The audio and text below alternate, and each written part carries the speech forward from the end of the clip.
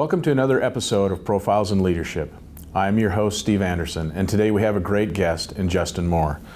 Dr. Moore is the Chief Executive Officer of the American Physical Therapy Association, the national membership organization representing and promoting the profession of physical therapy in the United States. APTA exists to further the physical therapy profession's role in the prevention, diagnosis, and treatment of movement dysfunctions and the enhancement of the health and functional abilities of the public. Prior to being named CEO, Moore was APTA's Executive Vice President of Public Affairs. Before that, he served in several government affairs positions, including work as the association's lead lobbyist on Capitol Hill. Moore is a licensed physical therapist who received his Doctor of Physical Therapy degree from Simon's College in Boston, Massachusetts, and his Master of Physical Therapy degree from the University of Iowa, and his Bachelor of Science degree in Dietetics from Iowa State University. Thank you, Justin. I really appreciate you being here today. What excites you most about being in a leadership position as the CEO of the American Physical Therapy Association? I think the thing that excites me most is the constant learning that gets to happen, as I'm exposed not only to a wide variety of leaders, but a wide variety of projects and initiative. And so it's just something different all the time. So I'm in a constant state of learning, developing, observing, and that's just a natural part of the job and something that I get to do every day. So that's sort of what's most exciting. And what's your biggest challenge in your current role? People. Yeah. Just across the board. No, as I came into a leadership role, I always say it's the people, because I didn't realize how much you're dealing with people's real life. They obviously spend about a third of their day with you as a worker, but they're complex people who have a lot of issues in life. That you're always dealing with a lot of interesting issues that make the human dynamic exciting. And people have lives. It's not just all about work. And so understanding them at that level, understanding them as a whole being, was a little bit shocking when I came into a leadership role, but something I'm starting to enjoy. It was a big challenge. Always dealing with the work's the easy part. Dealing with the human dynamic is what makes it complex, challenging, but also fun. And as a leader, the more that you know about your people and what drives them and what they have going on in the rest of their lives, as you just mentioned, is a real skill. But in the past it's always been, you don't want to get in people's personal lives, you don't want to know them too much. But yet you make a great point. I think the more you know them, the more you know what they're going through, I think that makes you a more informed leader. Yeah, I'm a big fan of integration. As I try to integrate all aspects of my life, whether it's spiritual, physical, well-being, and into my work, into my personal life. And so I think you have to approach the people you work with in a very integrated fashion and really try to understand them as a person and what makes them tick, what's going to make them feel fulfilled.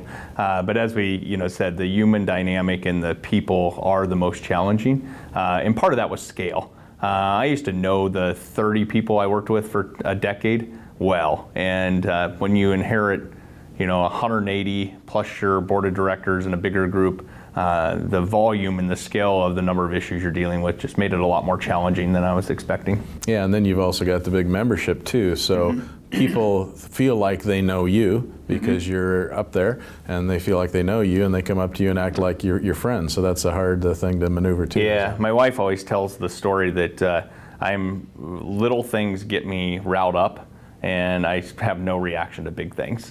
So when you're dealing with a large scale of people and they have big issues going on in their life, I'm not the best at, it's sort of an area I'm working on. I'm not always the best at reacting, because big things sort of don't knock me off my stride, but losing my car keys will send me through the ceiling. So it's an interesting dynamic as in the volume of, we've had board members with health issues, we've had staff members. Life is complex and dynamic, and dealing with those was a whole new challenge to a leadership position. But isn't that a great trait of leadership, is being able to be calm and in control during those really tough situations, the bigger situations, as you say? Yeah, and just trying to understand what they need from you as a leader during those situations. Because it's easy to lead when you're on a project and there's a defined objective. It's hard to lead when somebody just needs you to support them, give them space, and help them grow. and that's been a challenge. It's easy to lead on, we're both sports guys, but it's easy to lead when you're the field general, or easy to lead when you're the quarterback. Right. But it's harder to lead when, somebody's wanting you just to be an ear, wanting you just to be an arm to lean on. And I'm not the most, even though I'm a PT, I'm not the most hugger or personal approach, so that's always a challenge. Yeah. Now, you've read lots of books and studied leadership, as I know. What do you feel is the key as someone evolving into a great leader? Openness to learning.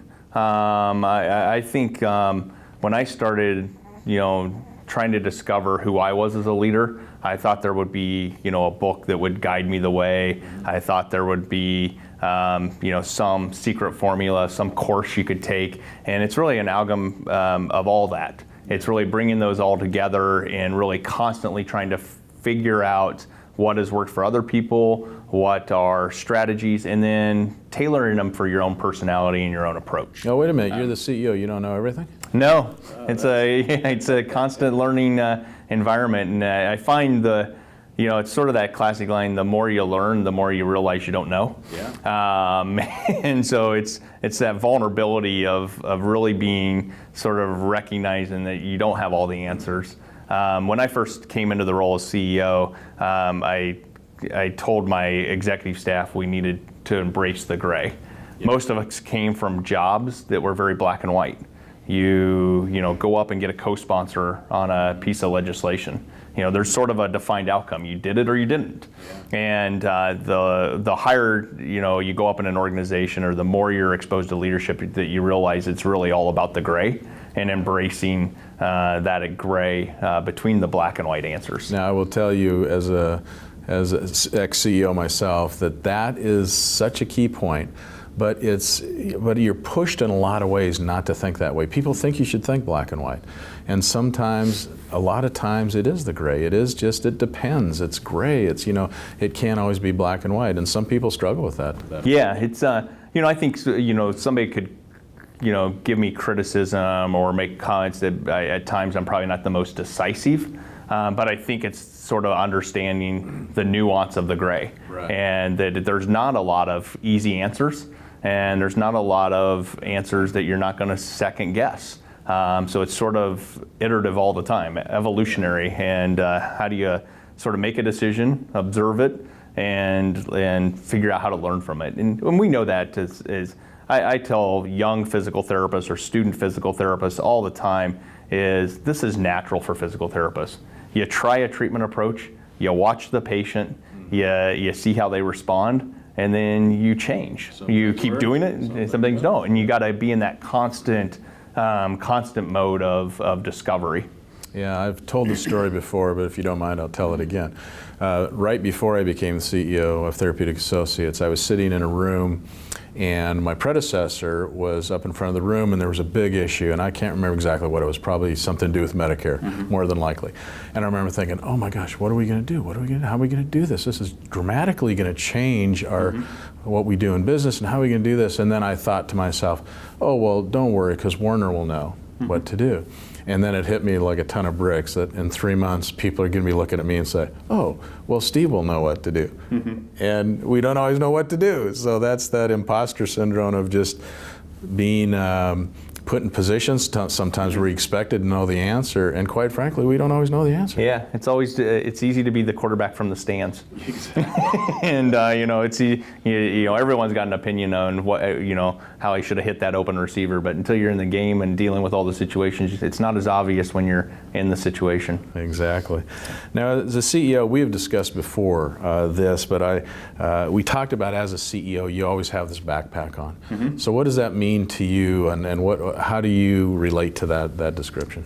It was a great description. You told me it was one of the key pieces of advice that you gave me when I transitioned into this role, is to realize you have it.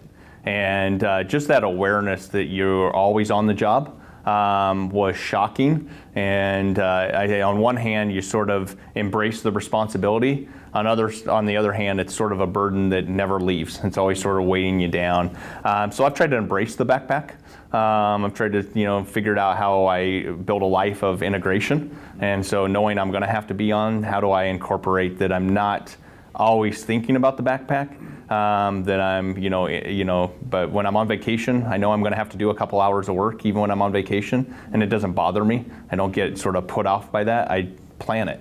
And I decide I'm going to do that so then I can enjoy and go on a hike with my kids, or I can go to the sporting event, or I can do that. So the backpack is a burden at times, but it also is enormously flexible because you can take it anywhere. So it's that, how do you respect it, but also embrace it. And so by embracing it, as you say, so how do you balance expectations without burning out, but still spending time with your family, like we all say, we all want to do, and we all say we need to do?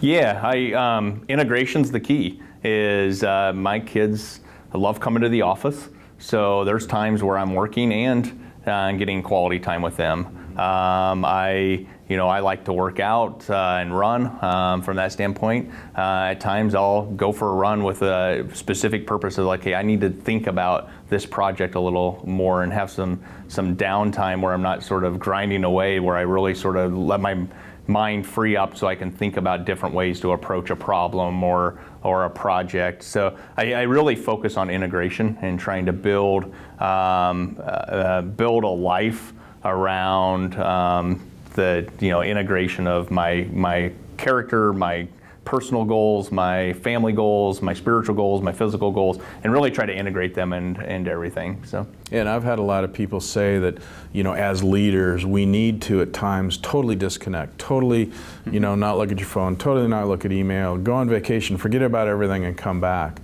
I personally find that extremely hard to do, and it sounds like you do too. So you just have to embrace the fact that, not everyone has that luxury. Yeah, and it's, there's you hear about a lot in leadership about work-life balance. The only word that matters in that is balance. Right. If a lot of people use that word to separate work and life, and I believe they're tough to not have those be integrated, and that they're one and the same, and so they really focus on the balance so you don't burn yourself out. And I sort of worry about, and I think everyone who goes through this leadership, I sort of got over the imposter syndrome pretty quick, because I figured I got to be learning all the time, and I'm never going to know all the answers. So if that was sort of a barrier, it was going to be tough. But I always struggle with the sustainability issue. Yeah. I worry about that much more than imposters. How do you sustain the pace? How do you sustain and make sure you have the balance? Because anyone can do something really hard for a short period of time, but can you sustain it and persevere over a long course? Right, and I think the thing that always for me was that, the human species has shown an unbelievable capacity to work very long and hard and do okay. But I think what burnout is when you're doing that, but you don't see the purpose in it, or you don't feel like you're making a difference and that type of thing. That's when you burn out. Yep. So I think as long as you can keep identifying, why am I doing this? What's the bigger goal? What's the bigger purpose? Who am I affecting beyond myself, and so on? It makes it easier, but there's no question it's a tough thing to do. Do you feel judged sometimes about having the balance or not having the balance by others? Or I think a lot of people have opinions on whether you have the balance or no, or not. I think a lot of people, it's always that saying that you never know what people are bringing with them to the job. You never know people's full life.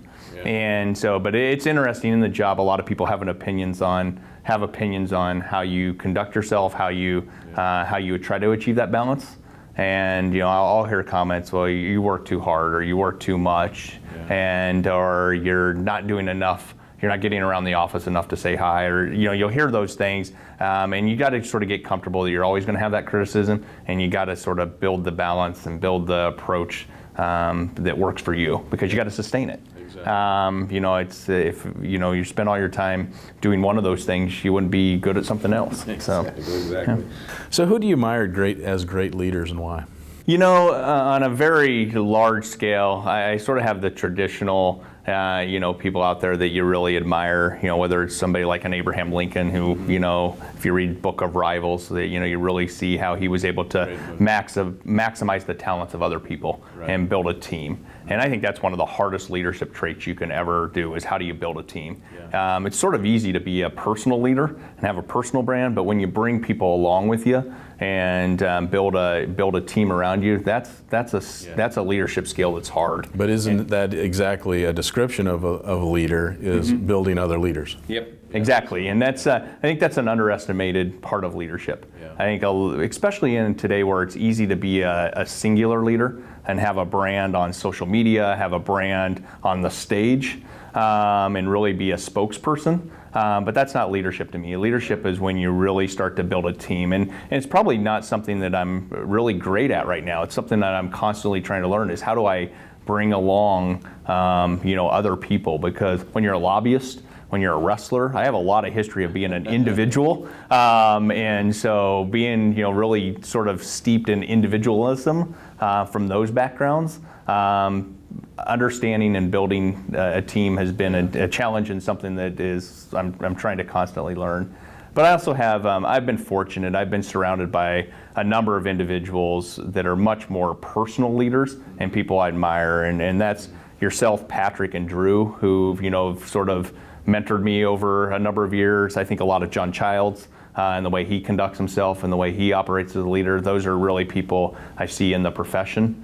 And I've got some exposure to some of the CEOs of large companies and PTs, and a lot of them are great leaders. On a personal level, Mark Batterson, who's a Christian author and a friend who I really admire what he's built.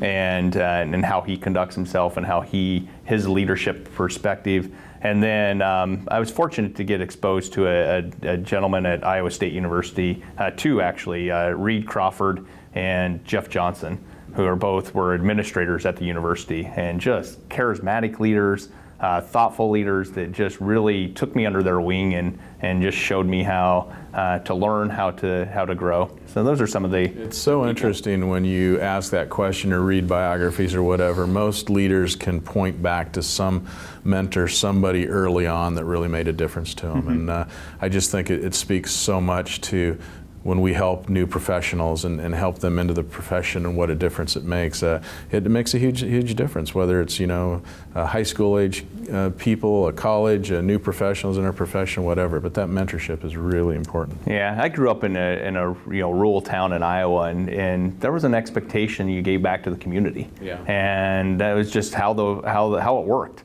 There were farmers, teachers, and clergy, and some healthcare professionals. But it was and everybody sort of had an expectation that you led and you contributed. And I think just there were a lot of influences back from that my hometown that inspired me, encouraged me to be a leader, and sort of thrusted me into leadership roles that I probably wasn't ready for, but helped grow. So. Yeah. Getting back to what you said earlier, building leaders or connecting with people, there's that bit that, if you're authentic, people know it. And being a lobbyist, I know you've seen this, is a lot of times you'll talk to a politician and you'll be getting kind of a personal engagement, and then all of a sudden you'll just see their eyes click, and then they go into the and what do you call it? Into the on point thing, yeah, right? Stump speech. Exactly. Yeah, and so it's true that you can't fool people that when you're leading them, that you can't just go into the stump speech every time and you just go in, and I do think that people, as you described earlier, some of them are performers and some of them can do that really well, but on a personal level, I think people feel that. Yeah, some of the most authentic leaders I have ever met and been exposed to have been politicians.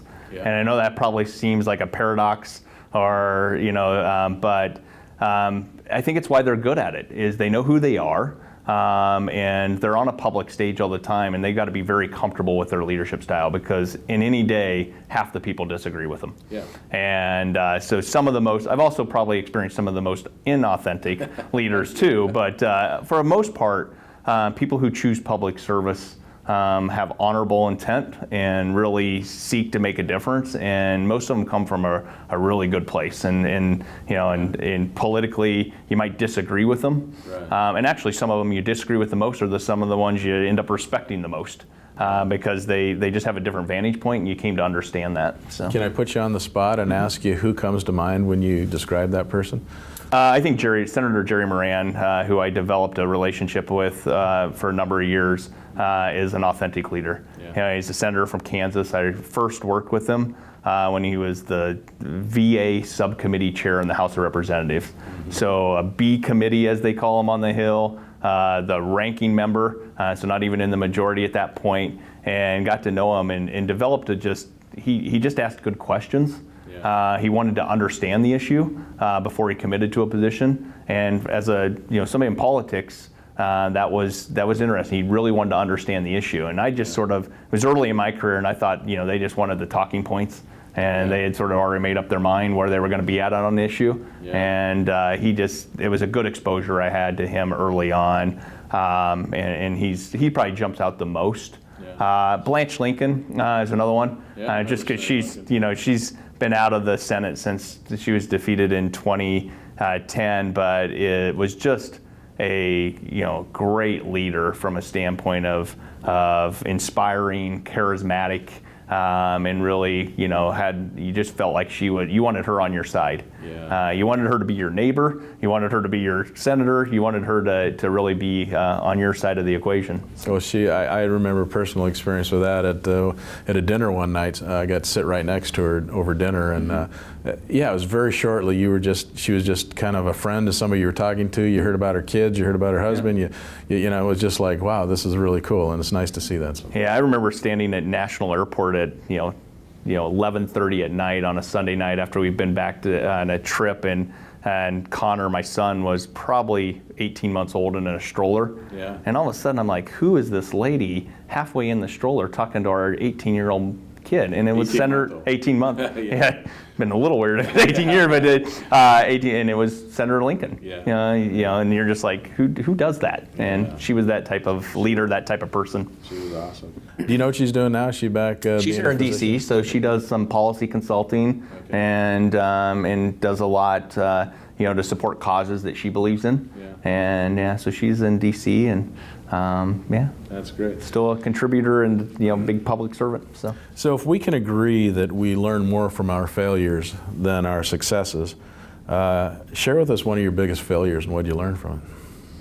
One of my biggest failures. That's putting you on the spot. Yeah, I've been a pretty safe and conservative person, and so I've been here at APTA for 20 years. Yeah. So it's my second job. I was a staff physical therapist in a hospital, so I really haven't had any career failures. I've had some personal failures that have taught me a lot, and so not to go into detail, but just a lot of struggles on personal levels that I've had to really try to dig deep and learn more about, and and make changes. And really change the person I wanted to be, and work from that. And I think probably the best one, and not to get into great details, but I don't drink anymore and haven't for 6 years. And part of that was a lifestyle change because I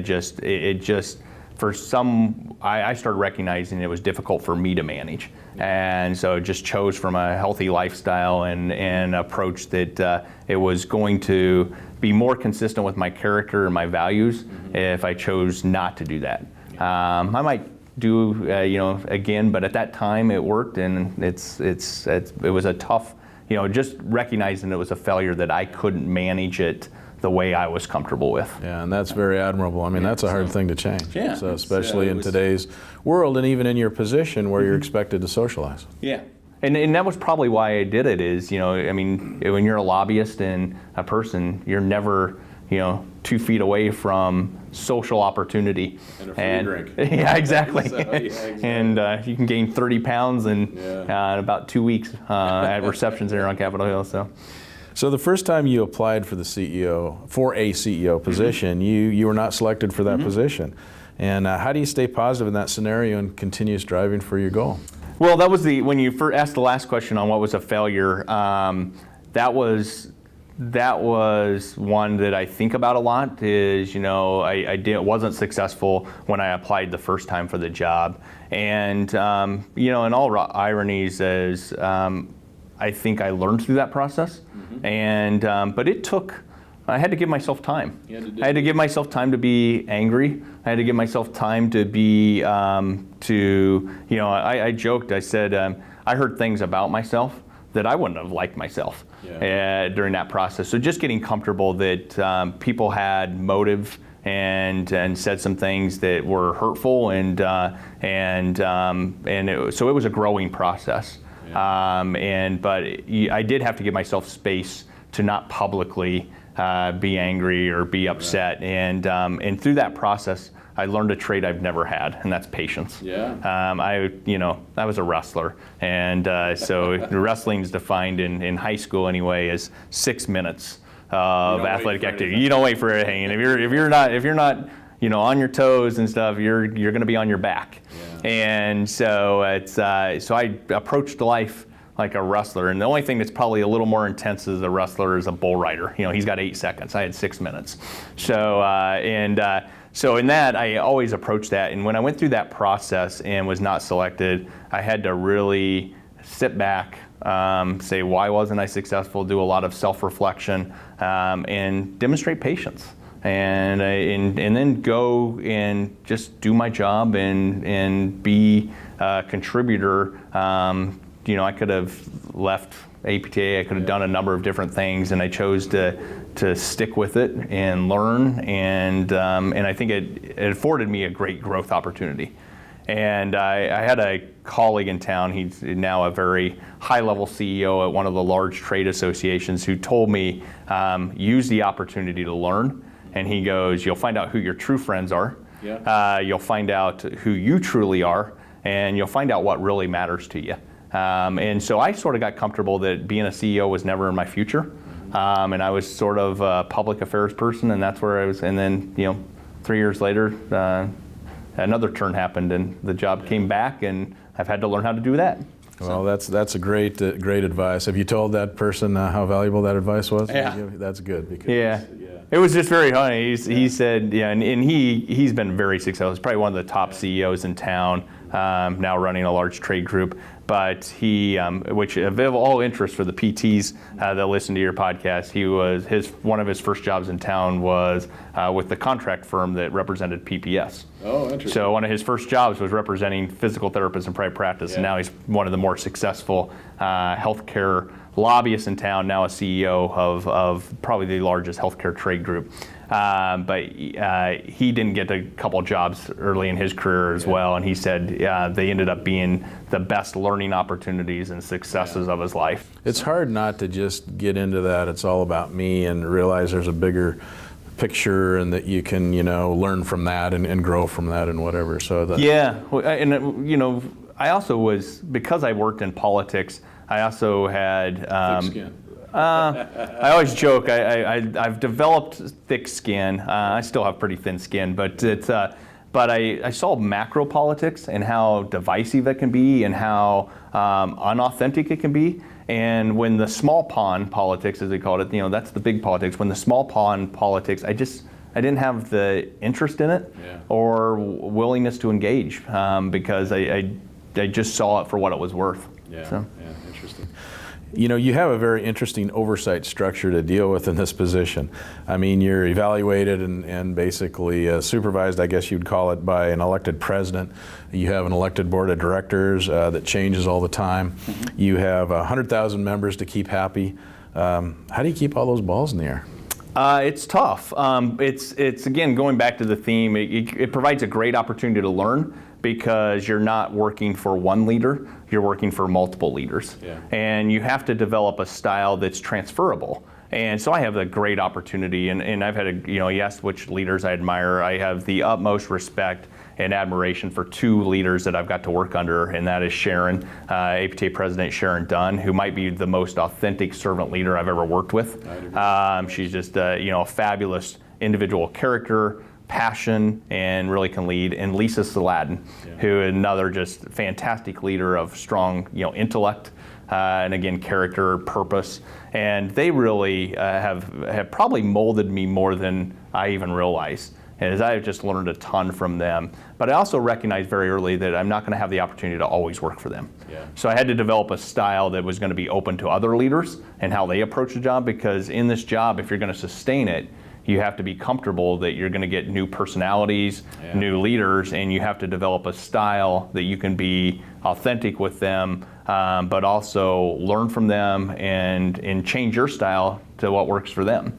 So, it is, I have a lot of bosses, and that's fun, but also a challenge. I got to remember sometimes which hat I have on, and whether I'm dealing with, my staff, who are great leaders in their own respect, board members who have a very distinct and fiduciary leadership responsibility, or our members who just care an awful lot, which is key. We have one of the best memberships. I mean, they don't. This is not a profession this is a calling for many of them. No, I bring it up because I do think that maybe a lot of people don't understand how different that is from a typical business perspective, in the sense where, you're just, you may have a board of director or chairman of the board that you answer to, and beyond that, that you do your job. But I think yours is unique in that. Yeah, it's also, it's much more administration and manager than leader. If you take that triangle of those three roles, I have to be a leader with staff, and I have to be a leader in the Alexandria community, and really the face of APTA to those audiences. But when we're in member audiences, I'm a manager. I am, I am not the leader of the organization to our members. That's our elected leaders, and and then even in the Hill, and I take on much more of a spokesman role then, and I might not be the policy leader because we have a staff person that does that. But then I do have a spokesman role. So recognizing those different hats and being able to change them at the right time has become a skill that I'm learning. But it's also, I don't have a traditional leadership role. When I say something that doesn't naturally go into, it's not a directive. It's almost everything we're doing is winning hearts and minds and creating a culture, and there's not a lot of directives. And that's good. But every once in a while you want to say, why should we do this? But we should just do it. Speaking of culture, in the business world, culture is written and discussed a lot. When a CEO comes into a new position, like you did, you may not inherit the culture you desire. There may be some things you want to change.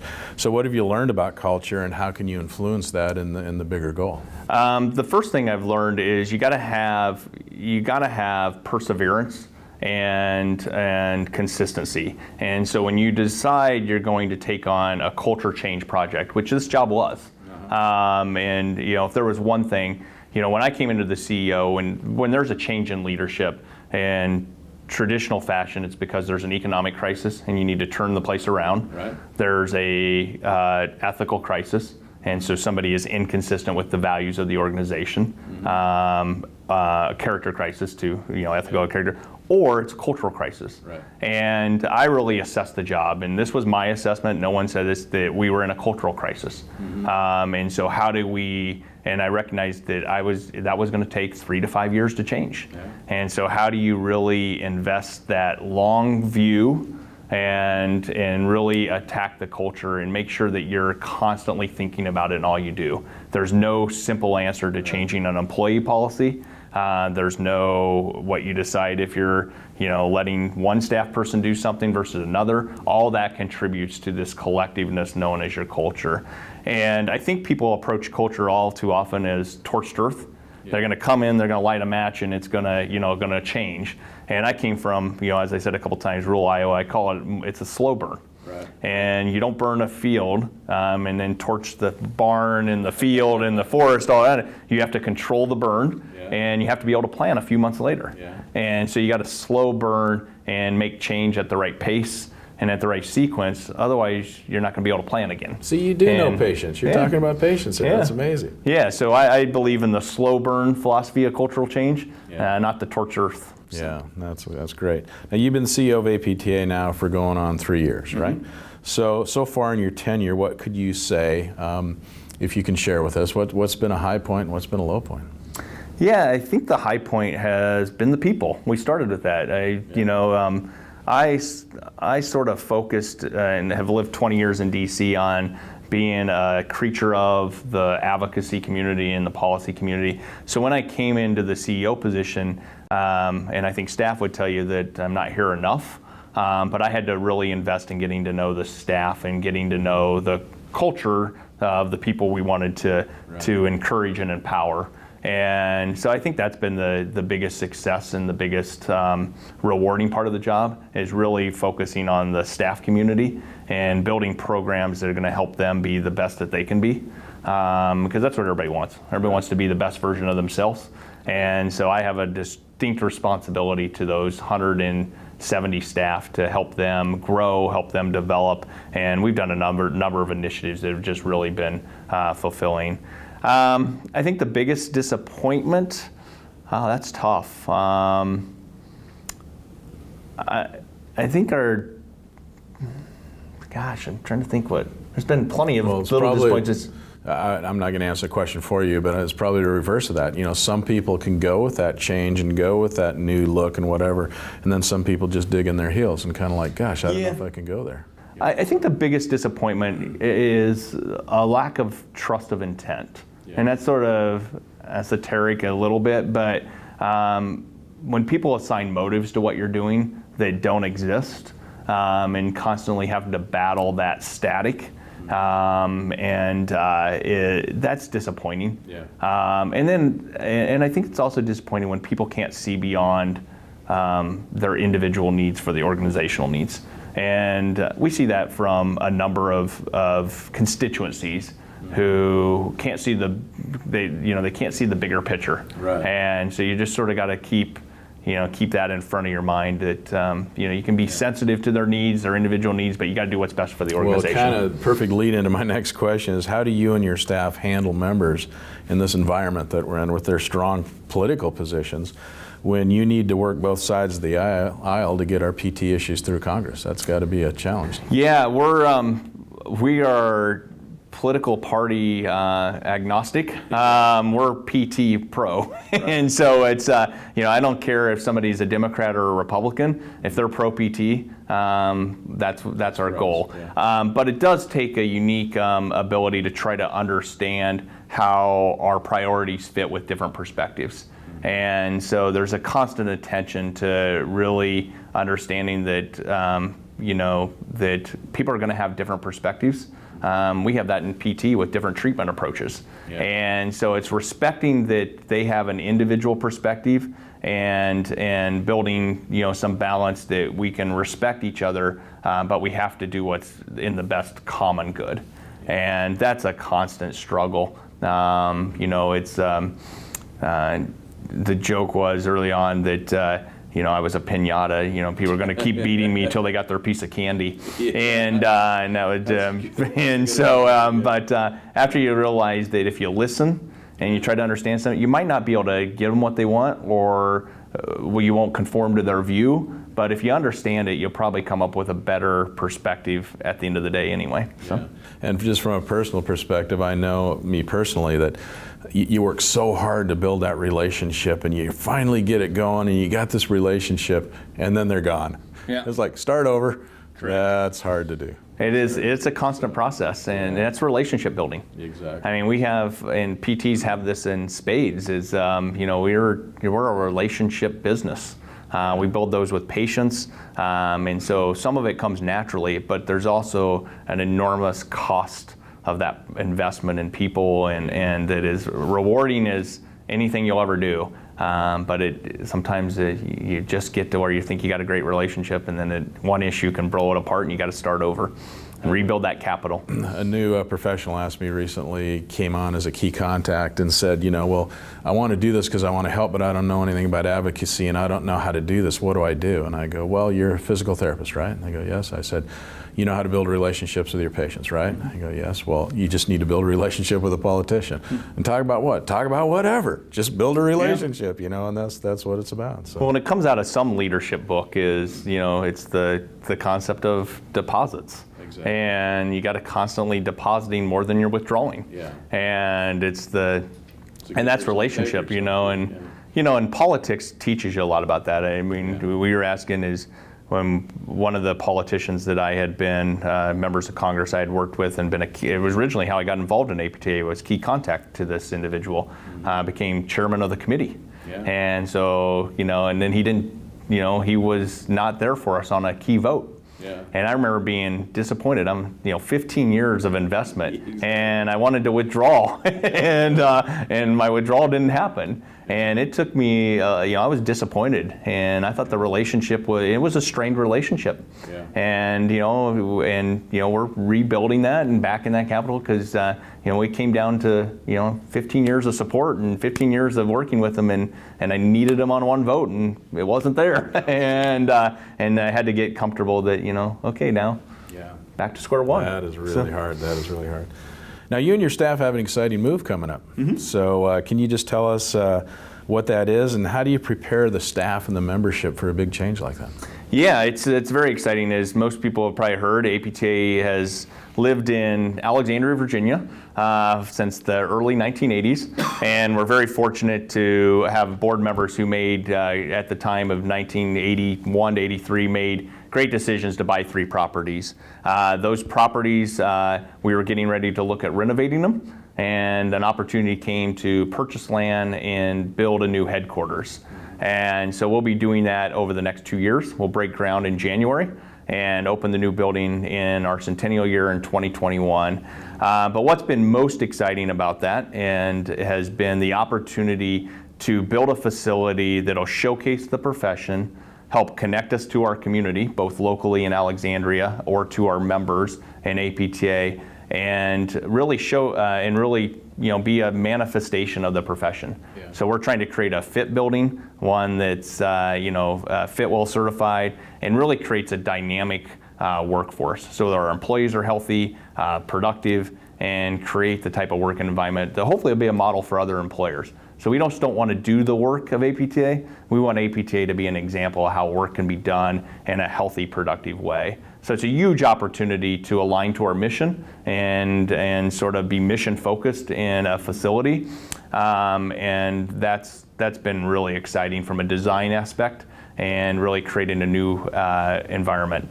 The downside, or the other side of the coin on that, is we're learning a lot about change management. And I'm not sure I knew what that word meant until the last 6 months, but we're learning a lot about how to build a process for change management, and that it's not going to be a physical move. It's going to be an emotional move for individuals. It's going to be a change in work style, and we have to give people space and time to really adjust, to learn, to be part of the process and help make decisions, help inform decisions. And so in July of this year, we kicked off a campaign, which is going to be a 3.5-year change management campaign, where we're working with our staff, and we call it Community APTA.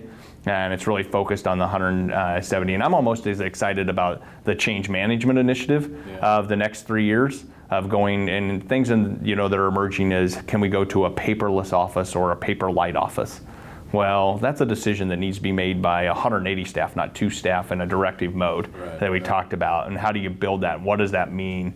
And that change management process has really been fun to engage in.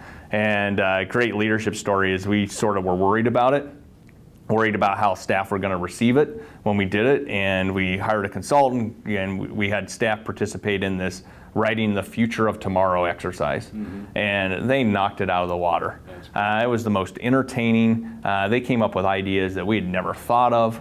And when you empower people through that change management, and they did skits to demonstrate their new ideas, and we had some hidden talents on staff. It was exciting. Yeah, I think you're really smart to do two things. I heard what you just say. One is realizing that different people will make that mindset change at different times. So you need to give them the space and the time for them to do that.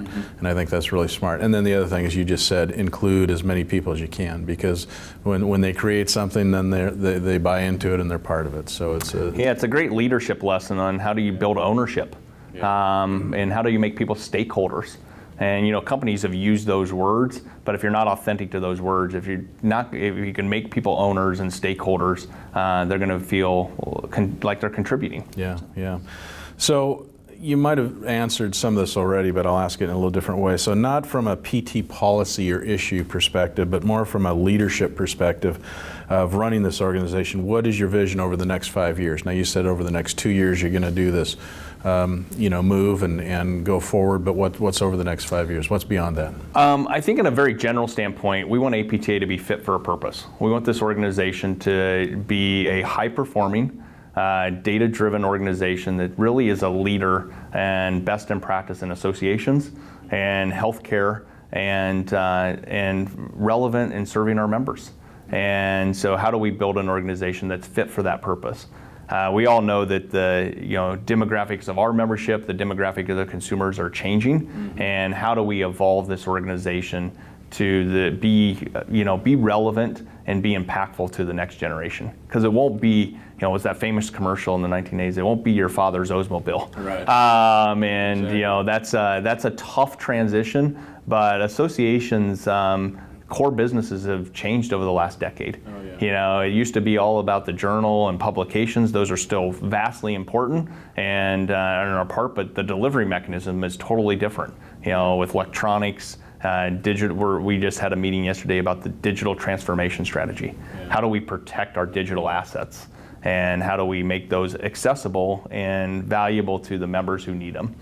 And at the end of the day, we want APTA, our vision for APTA is it makes every PT a better clinician, a better researcher, a better educator, and a better person. Yeah. And so really embracing those core values and really being authentic to them over time. It's so true. I remember near the end of my tenure as CEO, I kept saying we need to continue to build this company for the millennial and after generations, not the baby boomer generation, because it's a bigger sector of the population now. It's coming, it's evolving, it's, you're going to grow in certain ways. So it takes a visionary to think ahead about that and say, okay, these are kind of things that we need to think about, because what may be really great right now could be old school in 2 to 3 years. And we look at that from a workforce issue too, on our staff. How do we hire and how are we attractive to the new level of professionals who do media, who do communications and PR, who are lobbyists? Because for APTA to be relevant, we have to be hiring at a strategic level to bring on new talents that are going to position the association for its new reality. So. Yeah, that's great. Now, one thing I wanted to ask you about today. So you have, you're a physical therapist, but you have a non-traditional role in physical therapy today. So what advice would you give new professional PTs about finding leadership roles in healthcare outside of your typical treating patient PT role? Yeah, I think never lose the fact that you're a clinician, because there's two things that being a clinician and a physical therapist make you valuable to leadership, and that's the power of observation. I remember my first day in a clinical, and it was my clinical instructor said, don't ever waste the opportunity to watch the patient walk to your clinic or walk to your treatment room. And I said, why? And he said, because you'll learn more about that than you will anything. So make sure you're observing your patient, and because they might tell you something hurts, but you'll pick up on how they're walking and how they're moving. And if you use that power of observation, well, that's very transferable to leadership. If you're aware of your surroundings and observing what's going on, you're going to make good decisions, and you're going to be in tune to what's going on and what's going to make an impact. So I think that's so never lose that clinical, and then clinical problem solving. Diagnosing the problem, developing a treatment plan, and deploying those interventions is transferable to leadership. And we learn that as PTs. And so my first piece of advice is you can leverage your clinical skills in a lot of leadership opportunities. My second piece of advice is don't draw the boundaries of your picture too early. Yeah. So don't frame it in right away, because what might be an 8 by 10 at age 30 is going to be a 20 by 30 at age 40, and you don't know where this world's going to take you or what opportunities are going to be presented into you. And no one, there are very few people that wake up at 65 and said, I had my career path mapped out. Yeah, exactly. It's not a straight path, and be open to those opportunities. I mentioned it earlier in the interview. I'm a pretty conservative in personality and pretty not very risk. I'm not jumping off bridges and rock climbing, and I'm a pretty risk adverse person. And but I took a risk really early that it's sort of shocking. I moved to Washington, D.C. with 2 years of clinical training for a job that paid less, required more hours, and was halfway across the country from my family. And I don't know why I did it. I was 29 years old and I did it, and 20 years later, it's why I'm still here. I was in Kalamazoo, Michigan, treating patients, and came out here for an interview on December 22nd, and by in January, I was on the government affairs staff. And I'm not a risk person, so I never would have thought that would have worked, but be open to those opportunities, because yeah, it's interesting. And Daniel Pink and I were just talking in a previous interview about how sometimes you just need to move. It's kind of that shoot and then aim type of thing. You don't know where it's going, but you just keep moving. You keep going in that direction. Yeah, I laugh. It's Justin Timberlake, the great philosopher, once said, the grass is not always greener. It's green where you water it. Exactly. And so it's a great, the grass isn't always greener somewhere else. It's green where you water it. And so take advantage of the opportunities you have in front of you and be the best in those situations. You might not think you're leading as a staff PT, but you are. You're leading to that patient. You're leading to that caregiver. Lead at every level. Exactly. And so water the grass where you're at. No, it's so true. And I think we both would admit that neither of us thought we would be in a CEO position when we started in those early years. It just wasn't on the radar. Yeah. And it just kind of evolves into that. So. One of the great, my wife always tells me, and who's also a great leader and somebody I look up to a great deal, has a very successful career, but she always says she's always shocked at how misunderstood I am. And one of the great misunderstandings is that I always wanted this job. Yeah. And I always thought I could do it. I think that was a little naive, to be honest. Yeah. But one of the things that it was never part of my career path to be CEO of APTA. But it's been a great opportunity and something I've enjoyed learning how to do. But you will admit you had the drive and the fortitude to keep going and keep moving forward and keep doing that, which evolves into it. And I think the bigger drive was I thought I could make a difference. Yeah. I don't think titles had never been big to me, right. But I did think if I was in that position, I could make a difference. And I felt like I had a lot of ideas that I wanted to test out and try, and that was the best place to do it. And so that was more the ambition than sort of being in the. I have one of the best offices in Washington, D.C., and I'm never in it. And I always say that it's going to make somebody a great apartment someday, and they should enjoy it. But it is a beautiful office. But if it was striving for that office, I wouldn't have been successful. You don't build relationships behind a computer screen, right? Exactly. Yeah. So kind of at this point in the interview, as we're winding down here, Justin, we usually do a pearl of wisdom relating to leadership. So if you could give our listeners a pearl of wisdom through your experiences, what would that be? My biggest wisdom is make a commitment and stick to it. I think it's such an easy thing to say, I'm going to start something, or I'm going to develop something and you work hard at it for 18 months and then sort of say, it's not working, go away. I'm a big fan that you just stick with it and preserve and persevere. And I think that's been a big part of my leadership is, and I think it came from looking at the long horizon and sticking with it, because nothing that happens fast or easy is going to stick. And so you got to be able to, even if you have instant success, to make that sustainable, you're going to have to preserve over a long time. And I think we look too much for instant gratification, instant feedback, instant success. And it's those small steps. It's the plotters. It's not that you got to plod along and make sure that it's 2 steps forward and not, two steps back. So. It's great. It's, as you said, resiliency, persistency, and then, as you said earlier, patience. Yeah, I think a lot of us get that from, running. Yeah. If you're a runner, you kind of know that. You got to you start, it's 1 foot in front of the other. And you just got to keep doing it. And at some point, then you get the reward of the satisfaction. But it's not fun at times, and it's constant attention to keeping on the straight path, keeping on the same path. Well, thanks, Justin. This has been a really insightful discussion. I really appreciate your time, and thanks for talking with us today. It's fun. Thank you for tuning in to another episode of Profiles in Leadership. If you'd like to look at our entire gallery of videos, please go to YouTube and search under Profiles in Leadership with Steve Anderson. You can also go to my website, orange.coaching.com, and you can also listen to these interviews on the podcast through iTunes. Podcast, just search Profiles in Leadership with Steve Anderson.